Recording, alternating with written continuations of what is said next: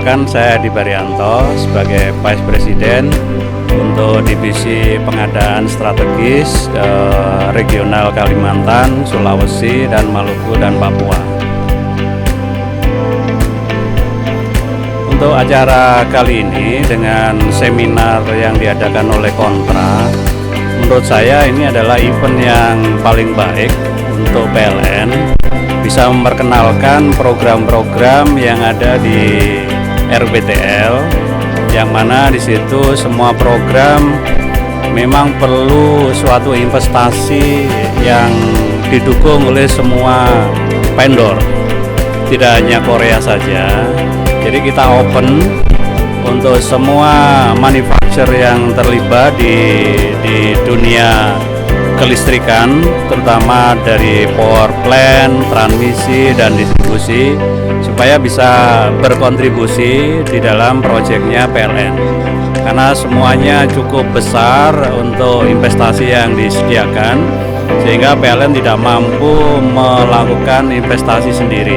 Sehingga kontribusi dari semua vendor yang ada, khususnya baik yang event sekarang itu adalah dari Korea, tentunya kami mengajak untuk semua vendor yang dari Korea company bisa terlibat di dalam proyek PLN. Kalau dari sisi saya, Kontra memang itu salah satu mitra bisnis yang bergerak di bidang semacam Kadin ya.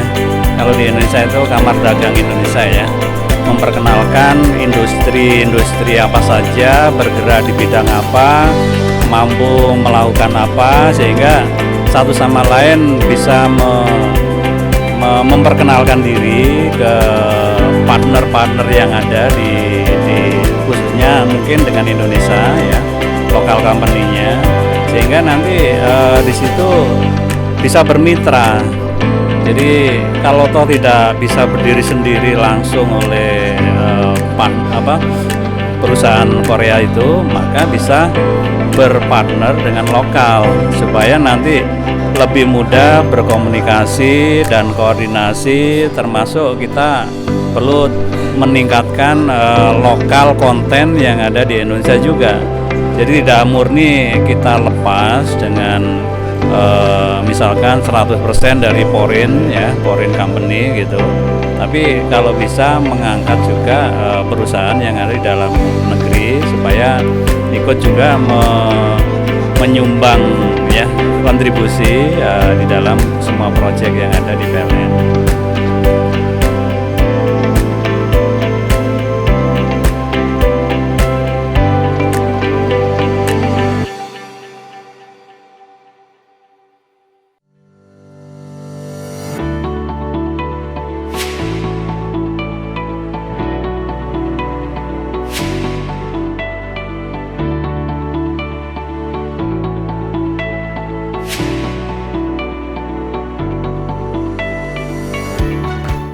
Selamat siang, salam sejahtera untuk kita semua.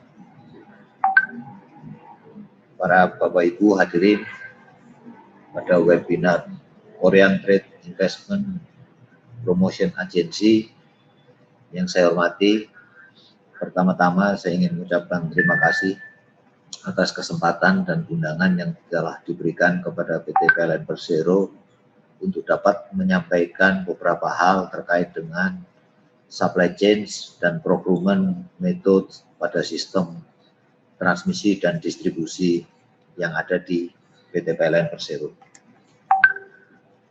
Saya Kristiono sebagai Executive Vice President dari Supply Chain PT PLN Persero, dalam hal ini mewakili Direktur Mega Project PT PLN Persero, Bapak Muhammad Iksan Asad, yang saat ini seharusnya memberikan paparan, tetapi karena ada sesuatu hal yang tidak bisa ditinggalkan, maka memberikan saya untuk mewakili beliau untuk menyampaikan sedikit gambaran mengenai proses pengadaan serta supply chain terhadap material-material transmisi dan distribusi yang ada di PT PLN Persero.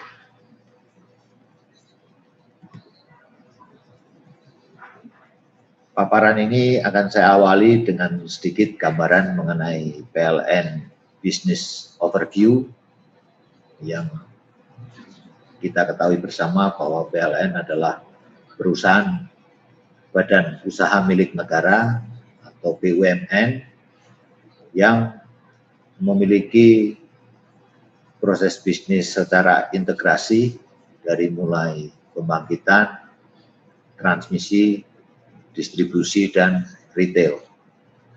PLN merupakan perusahaan negara yang ditugaskan untuk menyediakan listrik di seluruh Indonesia dari ujung barat, yaitu Sabang, sampai dengan ujung paling timur Indonesia, Merauke. Melihat besarnya daerah operasi PT PLN Persero, wilayah operasinya dibagi menjadi 3 wilayah atau regional business, yaitu regional Sumatera Kalimantan, regional Jawa Bali Madura, dan regional Sulawesi Maluku Papua dan Nusa Tenggara. Saat ini rasio elektrifikasi nasional Indonesia sudah mencapai 99%, namun demikian masih banyak daerah-daerah yang masih belum terlistriki. Pelanggan PLN mencapai 77 pelanggan, baik itu terdiri dari rumah tangga, bisnis, dan industri. PLN mempunyai 62,8 gigawatt install capacity, 60.056 km sirkuit, dan 146.398 MVA untuk substation. Aset PLN saat ini sudah mencapai 1.600 triliun Indonesia rupiah, atau merupakan perusahaan dengan aset terbesar di Indonesia. Hal ini dikarenakan memang infrastruktur PLN terbentang luas di seluruh Indonesia hingga ke pelosok-pelosok daerah, dan sebagai komitmen kami dalam pencapaian EBT, kami telah meningkatkan bauran EBT hingga saat ini telah mencapai 14% di tahun 2020. Tentunya angka ini akan terus bertambah dengan target 25% bauran energi dari energi EBT atau energi baru terbarukan sebesar 25% di akhir tahun 2025 nanti.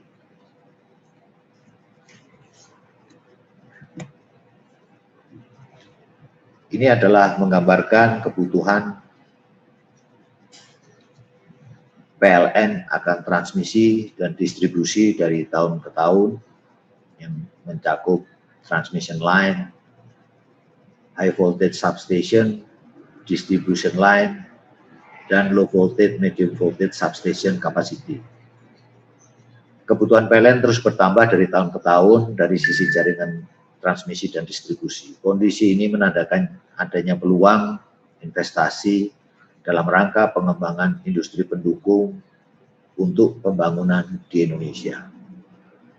Di sisi transmisi, secara proyeksi kita akan menambah 2 kali dari jumlah transmisi yang ada saat ini. Di distribusi mencapai 1,5 kali kapasitas gardu induk, hampir 2 kali, dan gardu distribusi sebesar 1,6 kali di tahun 2028. Hal ini memberikan jaminan untuk industri yang sudah ada untuk berkembang dan juga membuat peluang investasi untuk bisnis-bisnis baru di Indonesia.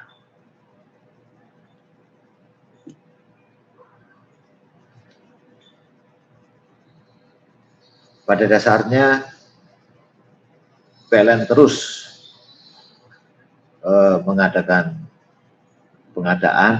menjalankan pengadaan secara terpusat untuk mengakomodir kebutuhan material transmisi utama dan material distribusi utama dari seluruh unit PLN dengan memprioritaskan pabrikan lokal demi mengembangkan industri lokal dan menjalin hubungan kemitraan jangka panjang.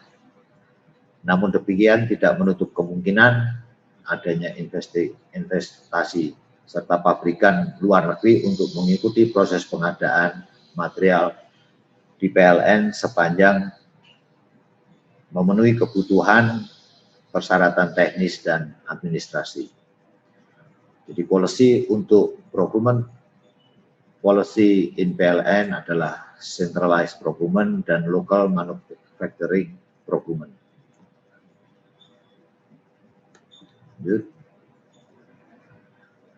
Ini adalah kebutuhan grade dan distribusi material yang ada di PLN. Berikut menampilkan daftar peralatan dan material yang proses pengadaannya dilakukan oleh PLN melalui divisi Supply Chain Management. Kami menjalankan pengadaan terpusat untuk 6 kategori material transmisi utama yang terdiri dari power transformer, high voltage underground cable, gas insulated switchgear, air insulated switchgear, transmission line conductor, dan transmission line tower. Untuk material distribusi utama, terdapat 16 kategori material yang kami laksanakan pengadaannya secara terpusat dan dipasok oleh pabrikan-pabrikan lokal yang ada di Indonesia. Untuk transmisi, material yang dibutuhkan adalah sebagaimana yang ada di dalam slide, sedangkan untuk distribusi termasuk di dalamnya adalah KWH meter, distribution transformer, isolator, lighting arrestor, current transformer, dan secara total ada 16 kategori yang kita adakan secara terpusat. Ini adalah menunjukkan supply demand yang ada saat ini untuk material-material distribusi utama.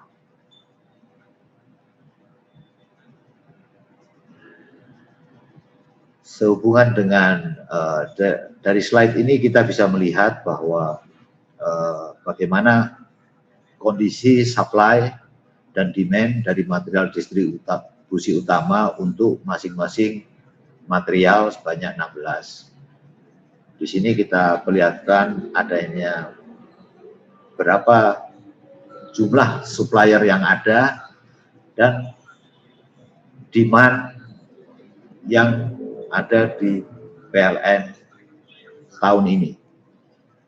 Dapat kita lihat bahwa memang terjadi gap antara total production capacity dari supplier-supplier PLN yang ada saat ini terhadap demand dari PLN yang saat ini sedikit mengalami penurunan dikarenakan kondisi pandemi COVID-19. Beberapa rencana pengembangan infrastruktur listrik mengalami penundaan. Hal ini mengakibatkan beberapa pengadaan material distribusi dan transmisi menjadi tertunda dikarenakan kondisi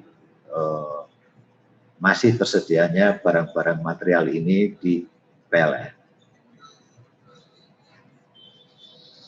Berikut adalah daftar material yang masih potensial untuk dilakukan pengadaan ke depan, yaitu circuit breaker, insulator, fuse cutout, lighting arrestor, MV switchgear, current and potential transformer, dan sebagainya. Lanjut, ini adalah kondisi supply demand untuk material transmisi, yaitu kita bisa sampaikan bahwa jumlah dari supplier yang saat ini ada dan berkontrak dengan PLN untuk kategori transmission tower, transmission conductor, power transformer, gas insulated switchgear, high voltage underground cable, dan air insulated switchgear, antara jumlah dari supplier dan termasuk total production capacity dari masing-masing supplier secara total dari supplier sebagaimana terlihat di dalam tabel, dan saat ini prospektif demand memang mengecil dikarenakan beberapa proyek di transmisi saat ini mengalami penundaan dan review kembali terkait dengan kondisi pandemi COVID saat ini.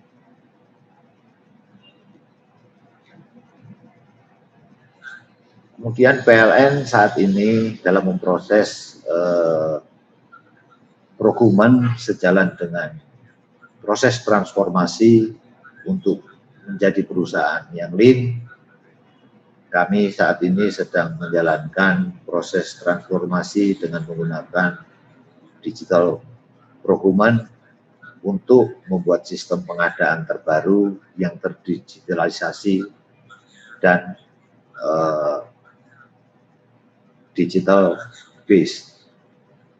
Pada digital procurement kami memiliki 5 fitur utama, yaitu market intelligence, demand forecast, spend analytic, cost estimator, dan tender analytic.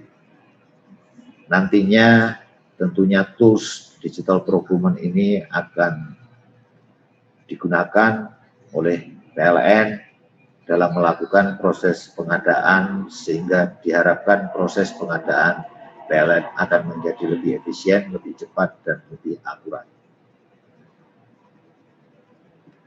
Nah, terkait dengan potensial development of local industry, yang ingin kami sampaikan adalah bahwa dengan pengembangan infrastruktur tenaga listrik dan kebutuhan supply demand yang tadi saya sampaikan, yang cukup tinggi dalam beberapa tahun terakhir dan kami harapkan tentunya ke depan akan juga semakin tinggi, PLN juga secara tidak langsung memberikan potensi kepada industri lokal untuk berkembang, khususnya untuk industri hulu.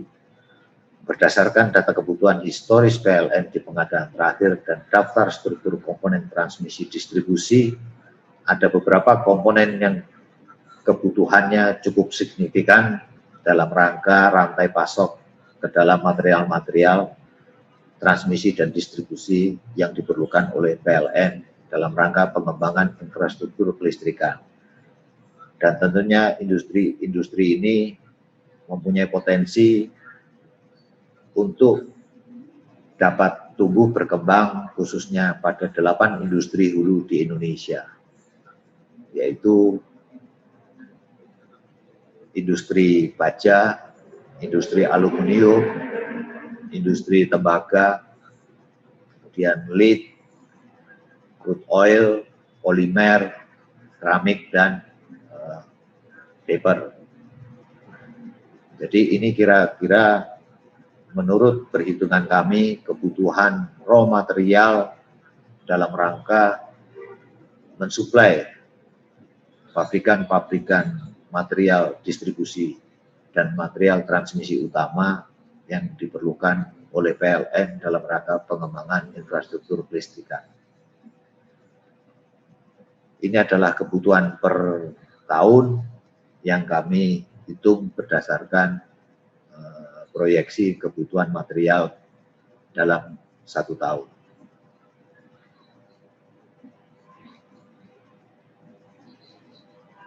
Tentunya pengembangan kelistrikan ini juga membawa potensi bukan tidak hanya pada supplier, tetapi supplier peralatan listrik saja, tetapi juga terbuka untuk investasi di bidang industri lain, sebagaimana yang tadi saya sampaikan. Sebagai penutup, saya ingin menyampaikan kepada para hadirin dan investor, baik dari dalam negeri maupun dari Korea, ya, kami tentunya membuka kesempatan dan kami welcome untuk para investor melakukan investasi di Indonesia, baik di bidang kelistrikan, khususnya pada industri kelistrikan nasional di Indonesia, karena tentunya sebagaimana tadi saya sampaikan, potensinya masih cukup sangat besar untuk dapat terus dikembangkan. Barangkali itu yang bisa saya sampaikan pada kesempatan ini. Sekali lagi saya mengucapkan terima kasih kepada Kotra yang telah memberi kesempatan PLN untuk menyampaikan presentasi. Demikian, terima kasih, selamat sore.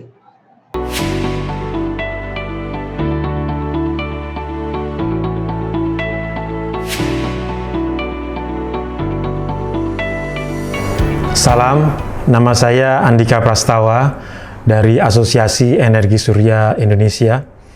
Salam untuk rekan-rekan mitra bisnis, mitra industri dari Korea. Saya akan menjelaskan beberapa hal tentang prospek dan situasi industri energi surya atau solar energi di Indonesia. Sebelumnya, saya ingin sampaikan dahulu asosiasi kami dalam bahasa Indonesia, Asosiasi Energi Surya Indonesia, disingkat AESI atau Association of Indonesian Solar Energy. Asosiasi ini memiliki misi yaitu untuk membangun industri solar energi di Indonesia yang sehat dan berkelanjutan, serta untuk mendukung kebijakan energi nasional Indonesia. Asosiasi kami didirikan pada tanggal 9 Januari 2018 dengan tujuan untuk membangun komunikasi dan juga jejaring antar anggota dan juga untuk mencapai suatu industri energi surya yang sehat dan berkelanjutan.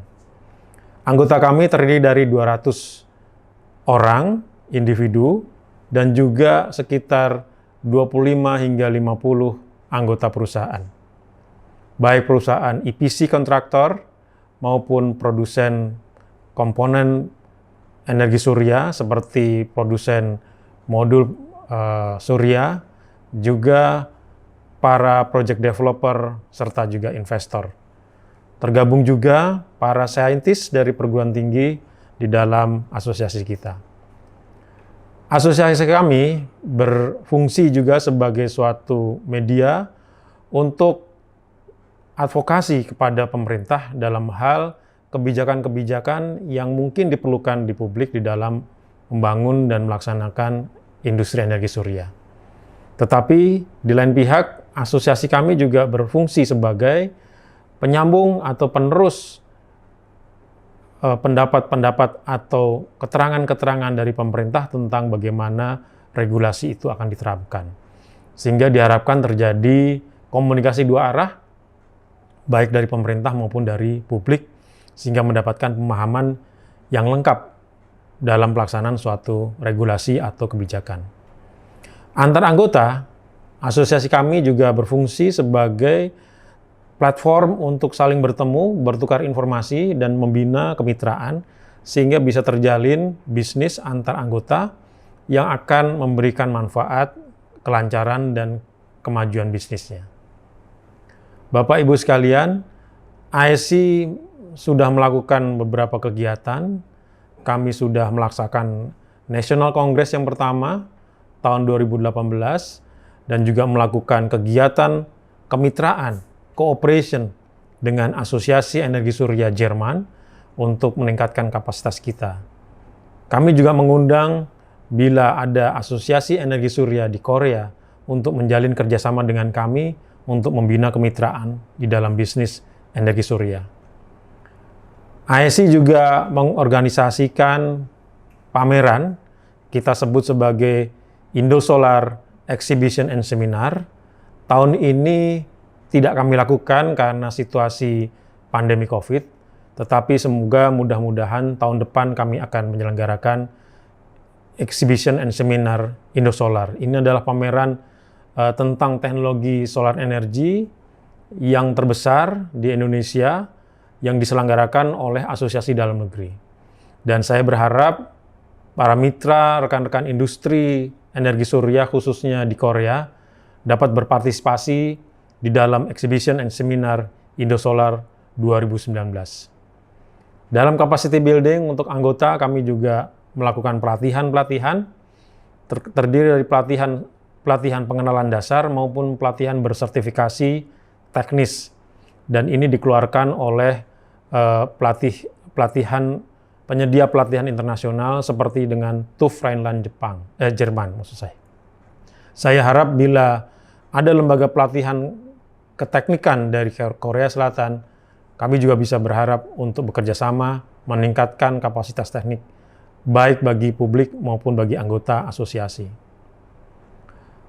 Bapak dan Ibu sekalian, dalam pelayanan untuk anggota kami juga memberikan newsletters, informasi-informasi, dan juga dalam kondisi pandemi COVID kami juga menyelenggarakan berbagai webinar, dan ini kami juga mengundang bila mitra dari Korea Selatan ingin berbagi, sharing experience, sharing knowledge, kita bisa bekerja sama di dalam bentuk webinar-webinar untuk memperluas pengetahuan tentang teknologi energi surya. Bapak Ibu sekalian, mengapa energi surya penting bagi Indonesia? Karena Indonesia memiliki potensi energi surya yang sangat besar. Juga teknologi energi surya itu dapat dibangun dalam waktu yang sangat singkat dan juga sangat fleksibel di dalam ukurannya. Bisa hanya di dalam ukuran kilowatt maupun bisa dalam ukuran megawatt, sehingga sangat fleksibel untuk ukurannya. Dan juga ini energi surya juga bisa berkontribusi kepada lingkungan hidup dengan mengurangi greenhouse gases emission. Dan yang terakhir, yang tidak kalah pentingnya, energi surya merupakan prime mover atas energi terbarukan lainnya. Mengapa? Karena energi surya dapat modular dan panelar, artinya kecil. Ini merupakan enabler atau pendorong dari transisi energi menuju energi dengan dekarbonisasi, energi yang desentralisasi, dan energi yang menyentuh teknologi digital. Dan energi surya memiliki itu semua, sehingga sangat cocok sebagai prime mover dalam rangka transisi energi di Indonesia. Potensi energi surya sangat besar, sudah saya sebutkan tadi. Menurut catatan pemerintah, tercatat tidak kurang dari 207 gigawatt di seluruh negara kita. Potensi energi surya tersedia hampir di setiap titik di negara kita, di Indonesia. Namun demikian, sampai saat ini masih kurang dari 200 megawatt dari PLTS atau pembangkit listrik tenaga surya yang ada di Indonesia. Ini menunjukkan masih begitu besarnya kemungkinan untuk berpartisipasi di dalam pengembangan pemanfaatan energi surya di Indonesia. Bapak Ibu sekalian, strategi negara kami, Indonesia, di dalam mengembangkan energi adalah mengikuti dari kebijakan energi nasional tahun 2025. Jadi pada tahun 2025 diharapkan 23% dari supply energi kita berasal dari energi terbarukan. Dan di dalam 23% tersebut terdapat energi surya dengan target nominal diharapkan sebesar 6.500 megawatt terpasang di seluruh Indonesia pada tahun 2025. Melihat saat ini baru 200 megawatt, maka masih sangat besar peluang untuk kita bisa berkontribusi membantu pemerintah Indonesia untuk menyediakan energi surya di seluruh Indonesia. Bapak, Ibu, dan Saudara sekalian, di target pemerintah hingga tahun 2024 itu minimal ditargetkan total sebesar 2.000 megawatt terpasang di seluruh Indonesia dengan target tahunan sekitar 300 sampai 500 megawatt per tahun terpasang sistem baru PLTS di seluruh Indonesia. Dan ini merupakan target yang sangat besar yang memerlukan bantuan berbagai pihak, termasuk mitra-mitra kami yang dari Korea Selatan. Dan di dalam pengembangan energi surya ini juga pemerintah terkait dengan pandemi COVID ingin menjalankan juga, merencanakan adanya yang disebut sebagai program Surya Nusantara berkapasitas sekitar 1.000 megawatt per tahun.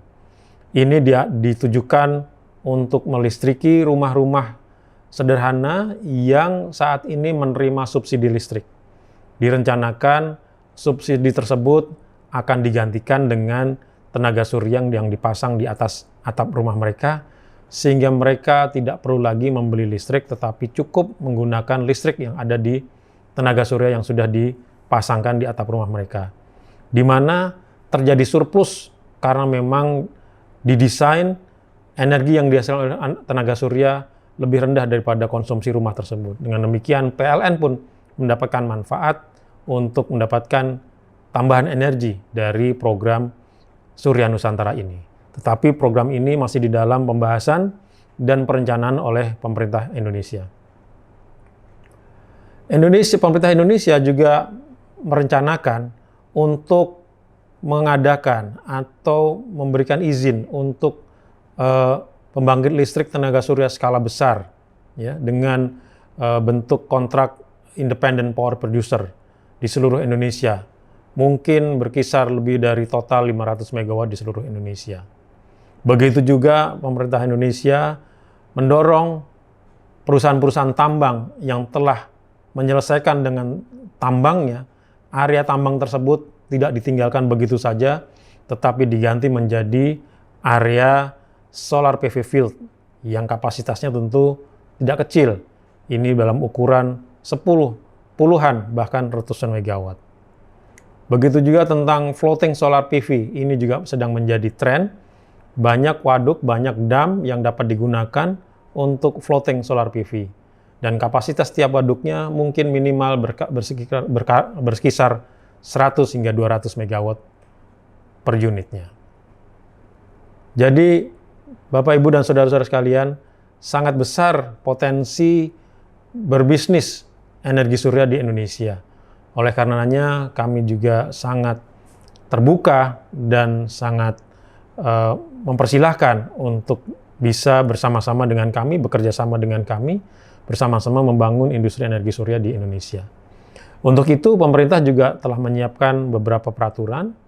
Yang terbaru adalah peraturan tentang mengizinkan pelanggan PLN untuk memasang PLTS di atap rumahnya, yang disebut sebagai PLTS atap, yang dapat dihubungkan dengan PT PLN, sehingga dapat mengurangi rekening listrik dari pelanggan tersebut karena menghasilkan listrik sendiri. Di samping juga bisa memberikan listrik, mengekspor listrik ke PLN dengan harga tukar tertentu. Dan peraturan menteri tersebut adalah peraturan menteri SDM nomor 49 yang diperbaiki dengan nomor 13 dan nomor 16 tahun 2019. Dengan peraturan ini, maka pelanggan PLN dapat secara legal memasang fotovoltaik dan menyambungkannya dengan jaringan PLN dan dapat melakukan ekspor-impor dengan PLN. Dan potensinya, ini diperkirakan tidak kurang dari 1.000 megawatt di seluruh Jawa Bali. Dan ini juga merupakan pasar yang sangat terbuka dan sangat bebas karena tidak mengandalkan, tidak menggunakan anggaran dari pemerintah, namun semata-mata bagaimana bisa menarik atraktif terhadap publik dan publik tertarik untuk membeli produk dan memasangnya sebagai PLTS atap. Bapak Ibu sekalian, walaupun demikian besar potensi yang sudah saya sampaikan, Indonesia sayangnya masih tertinggal di negara-negara ASEAN. Seperti halnya dengan Singapura. Singapura, negara yang relatif kecil, sudah memiliki terpasang tidak kurang dari 250 megawatt. Sedangkan Indonesia baru sekitar antara 150 hingga 200 megawatt seluruh Indonesia. Dan ini sangat-sangat kecil, oleh karenanya pemerintah sangat berharap adanya partisipasi berbagai pihak termasuk rekan-rekan kami dari Korea untuk dapat bekerja sama bersama-sama menggunakan peluang pasar ini. Memang ada beberapa hambatan yang mungkin juga perlu diketahui oleh rekan-rekan dari mitra dari Korea. Yang pertama memang implementasi kebijakan masih dalam terus perbaikan dalam bentuk konsistensi dan juga kualitas dari kebijakan-kebijakan tersebut. Akhir-akhir ini sedang dirancang peraturan presiden agar harga jual listrik dari energi terbarukan termasuk energi surya bisa lebih atraktif sehingga bisa mengundang lebih banyak pelanggan yang ingin menggunakan tenaga surya. Harga energi terbarukan juga diperbaiki, saat ini masih dipatok, masih berreference dari harga produksi listrik PLN. Dan ini sangat berat karena harga produksi listrik PLN biasanya berbasis kepada bahan baku fosil yang relatif sangat murah walaupun kemudian berdampak buruk bagi lingkungan. Oleh karenanya, kami juga berharap bahwa pemerintah memperhitungkan tentang externality cost, avoided cost, agar terjadi keseimbangan antara harga energi terbarukan yang bersih dengan harga energi fosil yang relatif kotor. Yang kemudian ada permasalahan berikutnya adalah tentang permasalahan teknis yang menganggap bahwa PLTS ini dianggap intermittent. Dan ini tentunya rekan-rekan mitra dari Korea sangat-sangat kompeten untuk memberikan masukan bagaimana secara teknis, secara teknologi, agar integrasi PLTS ke dalam jaringan listrik tidak mengganggu jaringan listrik, tapi malah memberikan manfaat. Sehingga saat ini kami sedang mendorong terus, asosiasi mendorong terus pemerintah untuk memiliki political will yang kuat, sehingga memiliki target yang jelas, dan kemudian juga turunan-turunan kebijakan yang pasti. Kemudian juga kami juga sedang mendorong juga pemerintah untuk terus melakukan kajian tentang keuntungan-keuntungan lingkungan hidup yang dapat memberikan manfaat lebih dan juga nilai lebih bagi energi terbarukan, khususnya energi surya. Di samping pemanfaatan teknologi tersebut, kami juga mengundang mitra-mitra industri dari Korea untuk tidak saja menjual atau menghasilkan produk-produk untuk membangkit listrik tenaga surya, tetapi juga mengundang agar bersama-sama membangun industri manufaktur energi surya di Indonesia, mengingat sangat besarnya pangsa pasarnya dan sangat layaknya adanya tidak sekedar alih teknologi, tetapi juga alih industri ke Indonesia untuk tumbuh bersama-sama pasar Indonesia dan bersama-sama dengan ekosistem industri lokal di Indonesia. Penumbuhan ekosistem industri lokal di Indonesia yang bersinergi dengan industri-industri maju di luar negeri, termasuk dari Korea, sangat didorong demi untuk memberikan manfaat, tidak sekedar dari sisi pembangunan energinya itu sendiri, tetapi juga pembangunan kapasitas industri dan akhirnya pembangunan ekonomi. Dengan demikian, kami berharap bahwa akan timbul kerjasama dari negara Korea Selatan dan Indonesia di dalam pengembangan berbagai pihak, berbagai bidang, terutama di bidang energi surya ini, mengingat besarnya potensi pasar, sangat mendukungnya kebijakan pemerintah, dan tersedianya tenaga-tenaga ahli yang terampil untuk mendukung alih teknologi juga alih industri. Akhirnya saya berharap rekan-rekan mitra dari Korea mendapatkan pemahaman yang luas dan mendalam dari situasi bisnis energi surya di Indonesia, dan kemudian memberikan perhatian untuk datang dan bersinergi dengan kami di Indonesia. Terima kasih atas perhatiannya. Selamat siang.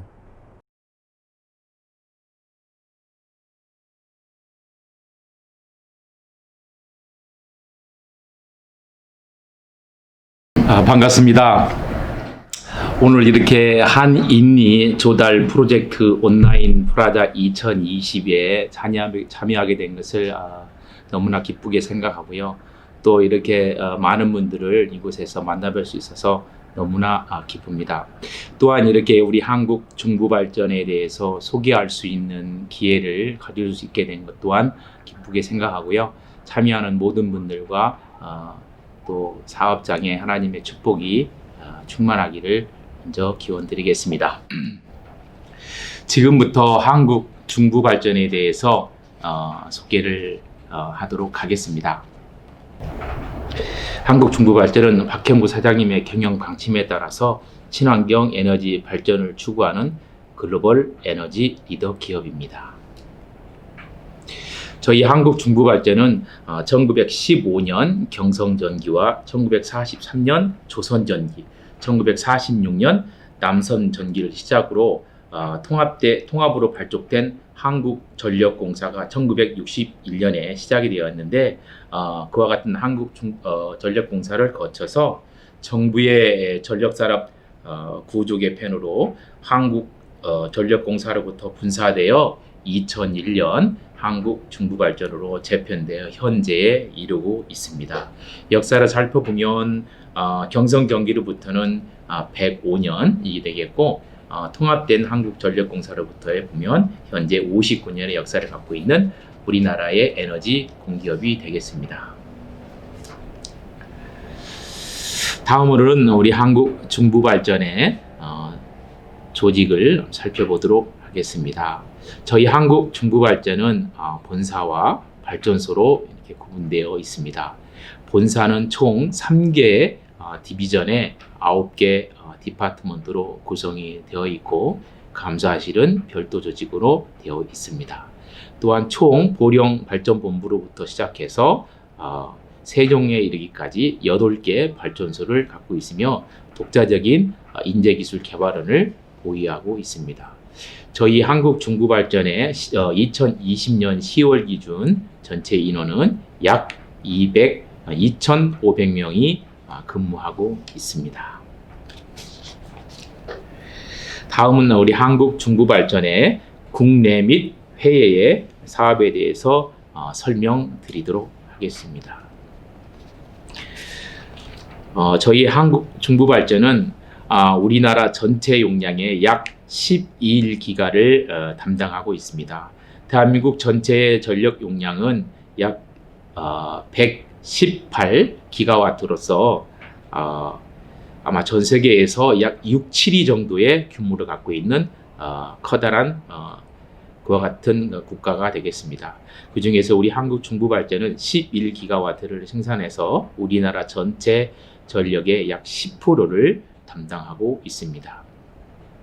또한 국내에서 생산하고 있는 신재생 에너지는 현재 약 864메가와트를 운영 개발 중에 있습니다. 국내에서 운영하고 있는 발전소들을 하나씩 말씀드리겠습니다. 먼저 한국중부발전의 핵심이 되는 발전소는 보령화력 발전소로서 용량은 약 5,400메가와트를 5,400메가와트가 되겠습니다. 우리나라의 표준 석탄화력이 시작된 곳이 바로 한국중부발전의 보령발전본부가 되겠습니다. 보령발전본부에는 석탄화력 발전소와 복합화력 발전소, 풍력 발전소, 태양광 발전소, 그 다음에 퓨얼셀, 소수력 발전까지 모두 갖춰 있는 종합 콤플렉스 발전소가 되겠습니다. 두 번째로는 보령화력 발전소 인근에 있는 신보령 발전본부로서 신보령 발전본부는 순수 국내 기술로 이렇게 시작이 돼서 순수 국내 기술로 건설된 우리나라 최초의 울트라 슈퍼 크리티컬 발전소가 되겠습니다.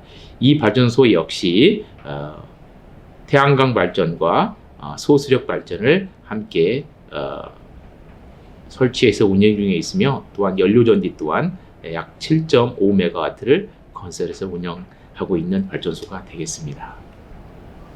다음으로는 인천광역시에 열과 전력을 공급하는 인천발전본부로 약 1,460메가와트의 용량을 갖고 있으며 이 발전소 역시 태양광 발전소를 본부 내에 설치하여 운영 중에 있습니다. 다음은 우리나라 최남단 제주도에 있는 제주 발전소로서 우리나라 최초의 LNG 발전소가 바로 되겠습니다. 용량은 약 548메가와트가 되겠고 여기에 또 역시 태양광 발전을 포함하고 있고 또 풍력 발전 역시 21메가와트를 운영하고 있는 그와 같은 콤플렉스 발전소가 되겠습니다. 다음은 우리나라 제2의 정부 청사가 있는 세종시에 전력과 열을 공부하기 위해서 설치된 발전소가 세종 복합화력 발전소를 저희들이 운영하고 있습니다. 용량으로는 약 540메가와트를 운영 중에 있으며 이 발전소 역시 태양광 발전과 풍력 발전을 함께 보유하고 있는 발전소가 되겠습니다. 다음은 국내에서 운영 중인 신재생 에너지에 대해서 설명드리도록 하겠습니다. 먼저 제주 상명 풍력발전소가 저희들이 건설 운영 중에 있으며, 또한 강원도 대관령에 풍력발전기를 저희들이 설치 운영 중에 있습니다. 저희들이 풍력발전은 2030년 신재생 에너지 20% 달성을 목표로 목표가 2.7기가와트를 가지고 저희들이 개발 중에 있고, 현재 운영 중인 태양광 발전은 약 12.4메가와트를 저희들이 건설 운영 중에 있습니다. 각 발전소의 대부분의 발전소는 태양광 발전이 설치되어 있고, 저희들이 태양광 발전하는 세 가지 방식은 육지에 설치하는 태양광 발전과 물 위에 설치하는 수상 태양광, 그 다음에 건물과 가정집 옥상에 설치하는 루프탑 태양광 발전을 저희들이 설치해서 운영 중에 있습니다. 그 외에 신재생 에너지를 살펴보면 석탄화력 발전소의 냉각수로 사용하고 있는 해수 출구 쪽에 소수력 발전을 설치해서 운영 중에 있고, 또한 연료 전지를 건설하여 운영 중에 있습니다. 아울러 저희들이 국내 크고 작은 그런 산업단지에서 생산되는 폐기물과 가정에서 생산되는 가정 폐기물을 처리하기 위해서 저희들이 폐기물 발전소를 운영하고 있는데, 두 군데의 폐기물 발전소를 운영하고 있습니다. 한 곳은 전북 익산시의 제2공단 내에 RDF 연료를 이용한 폐기물 발전을 저희들이 운영하고 있고, 강원도 원주시에 역시 RDF를 이용한 폐기물 발전을 하고 있습니다. 다음은 중부발전이 운영하고 있는 저희들이 세계에서 운영하고 있는 해외 사업에 대해서 설명드리도록 하겠습니다. 크게 저희들이 4개의 큰 카테고리를 저희들이 운영하고 있습니다. 미국의 코미포 아메리카를 설치해서 운영 중에 있고, 또 네덜란드의 코미포 유럽을 설치해서 현재 사업을 개발 운영 중에 있습니다. 또한 아시아를 공략하기 위해서 코미포 아시아를 인도네시아 자카르타에 설치해서 현재 운영 중에 있고, 그 외에 코미포 글로벌을 싱가포르에 설치해서 운영 중에 있습니다. 총 6개 나라의 16개 프로젝트를 저희들이 현재 진행하고 있으며, 또한 운영 중인 발전소는 5개 발전소고, 또 건설 중인 발전소는 1개 발전소가 있고, 지금 개발 중에 있는 발전소는 총 6개 발전소가 있습니다. 또 SPC는 4개의 SPC를 운영하고 있습니다. 전체 해외에서 운영, 건설, 개발 중인 발전 용량은 약 7,029메가와트로서 미국의 150메가와트의 태양광 발전을 저희들이 운영 중에 있습니다. 또한 유럽 스웨덴의 풍력 발전기를 254메가와트를 저희들이 현재 건설 중에 있습니다. 또한 베트남과 타일랜드에 저희들이 베트남에는 석탄화력 발전소를 1320메가와트를 스미토무의 운영을 담당하는 저희들이 지금 참여를 하고 있고, 타일랜드에는 110메가와트의 복합화력 발전소를 저희들이 운영한 바 있습니다. 인도네시아를 살펴보면 전체 해외 사업 용량의 약 80%를 차지하는 5200메가와트를 인도네시아에 운영, 개발, 또 이렇게 건설 중에 있습니다.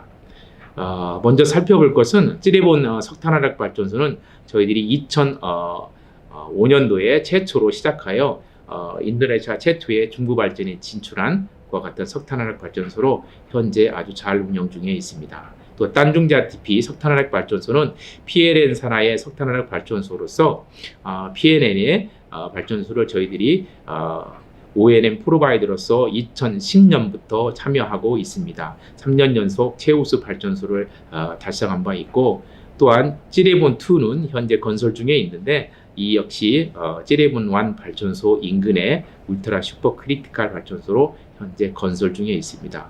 또한 솔랄라야 발전소 인근의 자와 910을 현재 울트라 슈퍼 크리티컬 발전소로 건설 중에 있습니다. 수력 발전을 살펴보면 현재 운영 중인 수력 발전소는 수마트라 완푸 지역의 45메가와트를 2016년에 준공해서 현재 운영 중에 있고, 람풍주의 땅가무스 수력화력 발전소를 용량 56메가와트로 2018년 7월에 준공해서 현재 운영 중에 있습니다. 개발 중인 수력 발전은 시부르파 외에 5, 6개의 수력 발전을 현재 개발 중에 있습니다. 우리 인도네시아는 중부 발전에 아주 전략적인 국가고, 또한 많은 기회와 또 저희들이 인도네시아에 많은 활동들을 하고 있는데, 그만큼 인도네시아가 중부 발전에는 많은 그와 같은 기회를 창출할 수 있고, 또한 함께 기술을 협력할 수 있는 아주 좋은 국가로 저희들은 생각하고 있습니다. 다음으로는 현재 건설 중인 발전소를 한번 살펴보도록 하겠습니다.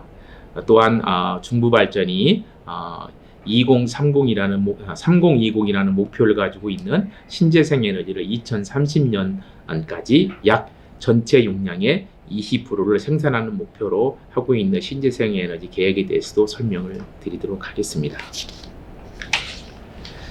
저희들이 건설 중인 발전소는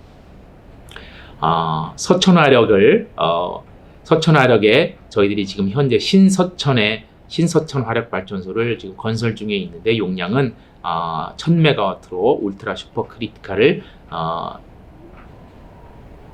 형식으로 지금 건설 중에 있습니다.